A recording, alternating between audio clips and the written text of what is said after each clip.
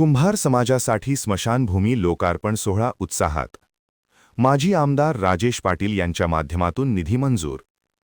समाजाच्या मूलभूत सुविधांच्या उभारणीतून विकासाला गती देण्याचा संदेश देणारा कुंभार समाजाच्या स्मशानभूमीचा लोकार्पण सोहळा मोठ्या उत्साहात संपन्न झाला.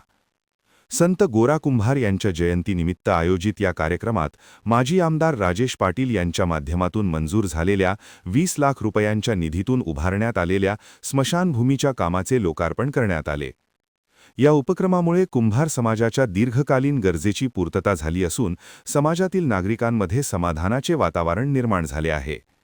सामाजिक बांधिलकी जपत आवश्यक सुविधा उपलब्ध करून देण्याचा हा प्रयत्न आदर्शवत असल्याची भावना उपस्थितांनी व्यक्त केली.